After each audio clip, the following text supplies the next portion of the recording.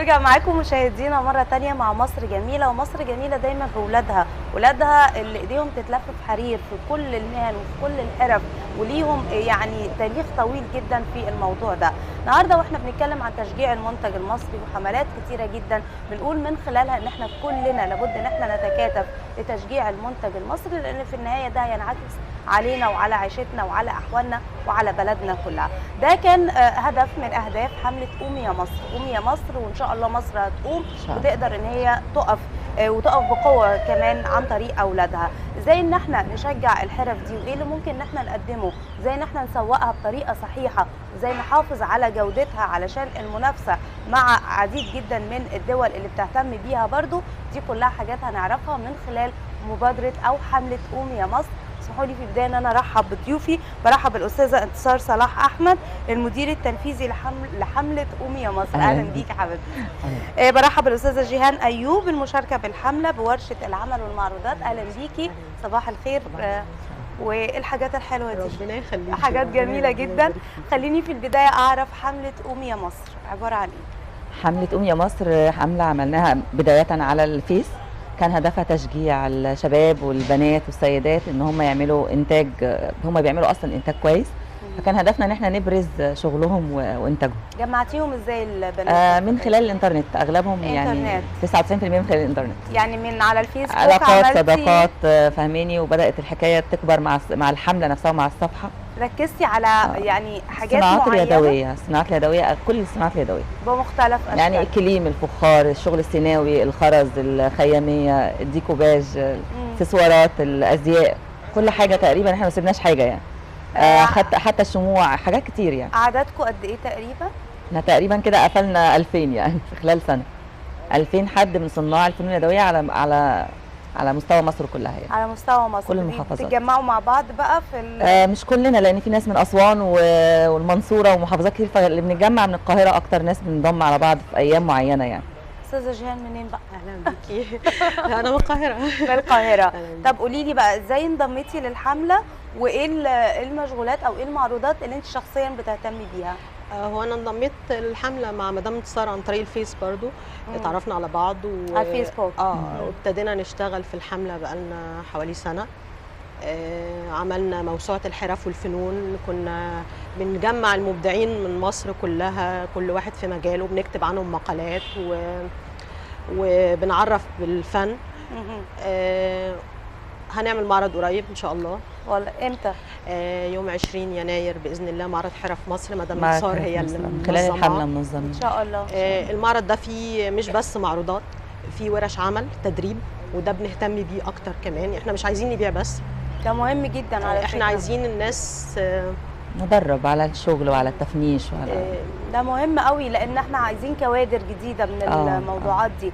طيب المعروضات دي بتتسوق ازاي؟ يعني ايه الخطه اللي انتم بتقوموا عليها في عمليه التسويق، لان ده مهم جدا في الوقت الحالي. هو التسويق على الانترنت ده اساسي. احنا عملنا بوابه الكترونيه اسمها odais.com.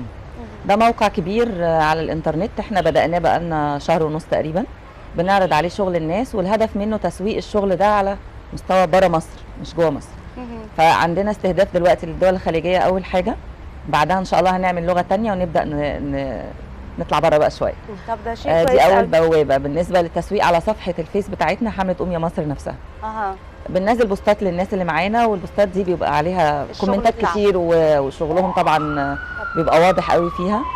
ويعني بنحاول نعمل كل شويه معارض، طبعا اهم حاجه بعد كده المعارض. اول معرض لينا ان شاء الله. جيهان كلميني عن شغلك كده جيجي. هو الديكوباج فن مش منتشر في مصر قوي يعني. انا رسالتي ان انا انشره. يعني في ناس طبعا بتشتغل احسن مني كتير، يعني في ناس، بس احنا قليلين في الشغل ده. ايه اللي بيتطلبه الفن ده؟ هو ناس كتير بتشوف الحاجات دي تقول انها مرسومه. ده مش رسم، هو ده فن. ممكن تمسكيها وتعرضيها قدام الكاميرا بعد اذنك؟ يعني ده مش رسم. ده مش رسم. لا. ده عباره عن ايه؟ ده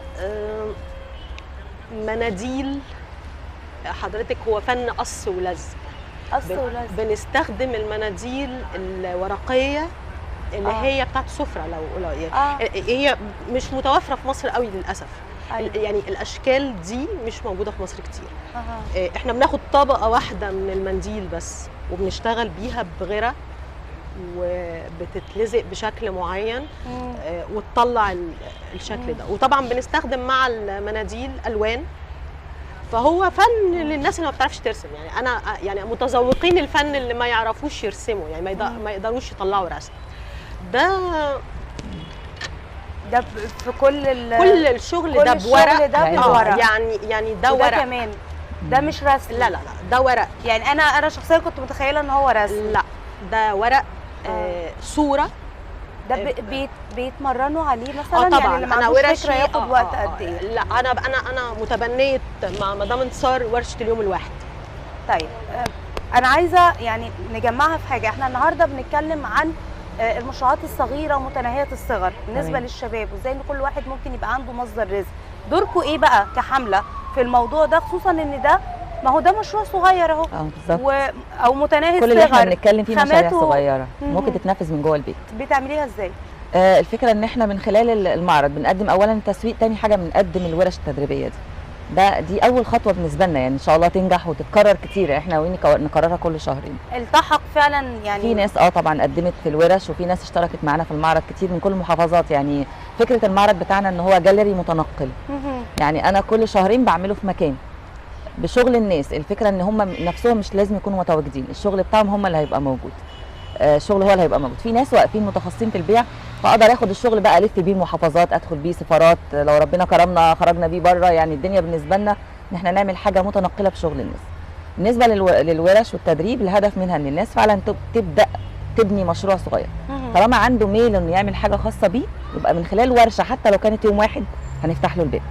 جميل. يعني خلينا نضم صوتنا لحملتكم كمان، وبنوجه الدعوه لكل الفتيات، لكل البنات اللي عايزين ان هم يتدربوا، يكون عندهم مصدر رزق. لكل الشباب اللي ما عندوش فرصه عمل وحابب ان هو يشتغل، اعتقد ان دي فرصه كويسه جدا بالنسبه لهم. احنا مقدمينها برسوم رمزيه جدا. برسوم رمزيه جدا. يعني بيتدربوا خلال مده زمنيه قد ايه؟ هو يوم. هي ورشه اليوم الواحد 5 ساعات. 5 ساعات وفي بريك في النص. احنا بندي اساسيات اللي تقدر بيها تعمل منتج، بتخرج بمنتج في النهايه، تاخد معلومات محترفين. وبعد كده هي تقدر عايزه تبقى محترفه تبتدي بقى تكمل. لكن بدايه اي حاجه معانا. تمام. ايه نوع الحرف الثانيه اللي بتدربوا عليها مثلا، وبرده يعني بتلاقي اقبال من في الاكسسوارات عليها اقبال، في الجلود، الرسم على الجلد، الشنط والمحافظ والكلام ده، في الخرز، في الخياميه، في الشغل السيناوي، في كذا مجال. يعني مجالات احنا منزلين 14 ورشه، كل ورشه في حاجه. وفي الكروشيه طبعا العرايس الكروشيه، في حاجه جديده العرايس الكروشيه. يعني حاجه برضه ده حلو. احنا ممكن كمان نعمل عروسه مصريه. عفوا. يعني ممكن كمان ان احنا نشارك بحاجات كتيره جدا، يبقى لينا دور ان احنا يبقى لينا العروسه بتاعتنا كده اللي نقدر من خلالها ان احنا ننشرها. طيب جيهان، قولي لي انت يعني اشتركتي في الحمله، سوقتي ليها ازاي؟ اللي حواليكي قابلوا الموضوع ازاي؟ ردود افعالهم ايه؟ والله اللي حواليا في البيت طبعا مبسوطين، واللي حواليا كمان الناس كلها دلوقتي بتحاول تلاقي بديل للصيني الرديء. يعني احنا حملتنا تكمله الجمله، مشروعنا الصين المصريه. احنا بنحاول نعمل صين مصريه.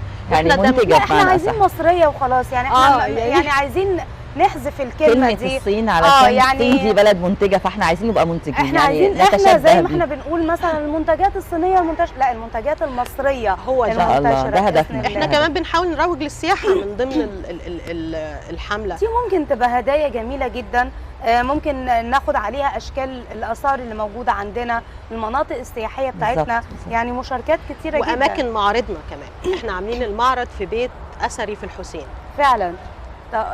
في دعوات لشركات سياحه او لافواج سياحيه برضو ممكن؟ احنا طابعين دعوات وهنبدا ان شاء الله نوزعها الاسبوع ده باذن الله للسفارات ولشركات السياحه والمسؤولين اللي يقدروا يحضروا معانا باذن الله. اعتقد ان ده مهم جدا. التسويق كمان مهم قوي.